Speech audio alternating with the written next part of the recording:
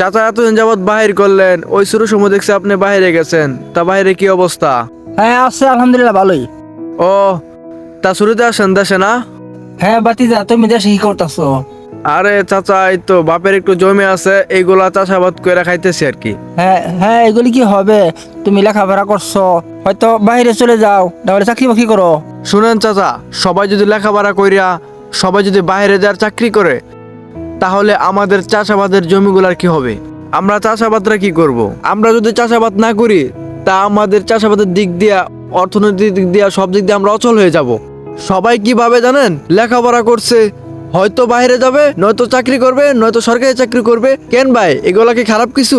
এগুলো তো খারাপ কিছু না। হ্যাঁ বাতিজা আমি তো বিদেশ করে আসছি, তুমি তো কিছু করতে পারতা বা বাইরে যেতে পারতা। চাচা শুনেন, আমরা এক একজন করে যদি আমরা চাষাবাদ না করি, তাহলে আমাদের অনেক বড় ক্ষতি হয়ে যাবে। আমরা ফসল পাবো না, ফসলের দাম থাকবে বেশি, সব দিক দিয়ে আমরা ক্ষতিগ্রস্ত হব।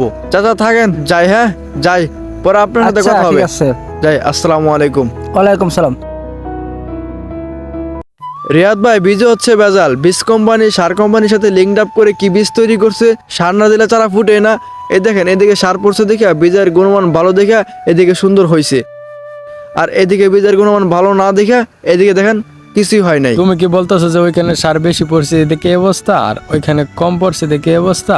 না ভাই শুনেন, আপনি যদি অসুস্থ হন, আপনার যতই খাওয়া না কেন, আপনার শরীরে কিন্তু শক্তি আসবে না। এদিকে বীজের গুণমান ভালো দেখে এদিকে সুন্দর হয়েছে, আর এদিকে বীজের গুণমান ভালো না দেখে এদিকের এই অবস্থা ভাই। আচ্ছা, তুমি এখানে কিসের আবাদ ফসল তৈরি করতেছো? আজে বাজে ফসল ফলে আমারে তুমি কয় টাকা দিবা?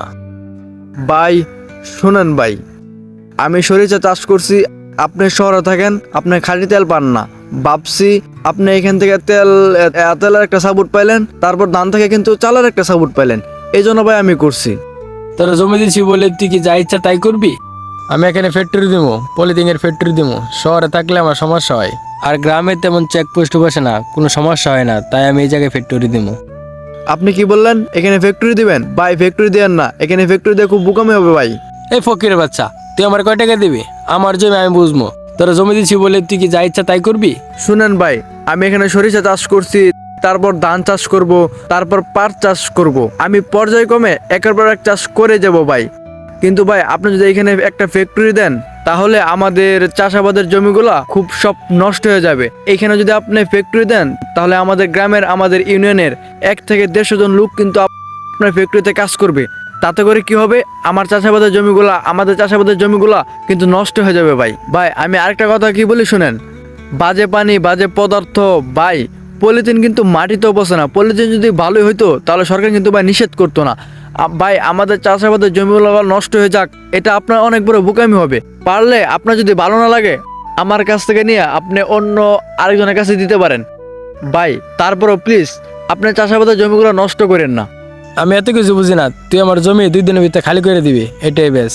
আমি ফ্যাক্টরি দিব পলিথিনের। ভাই আর কয়টা দিন সময় দেন ভাই প্লিজ, আমি ফসলটা তুই না নেই ভাই। চাই না। আমাদের কিছু কিছু ভুল সিদ্ধান্তর কারণে টাকার লোভে পড়ে মেল কারখানা ও ফ্যাক্টরি তৈরি করার ফলে আমরা চাষাবাদের দিক দিয়ে খুব অচল হয়ে পড়তেছি।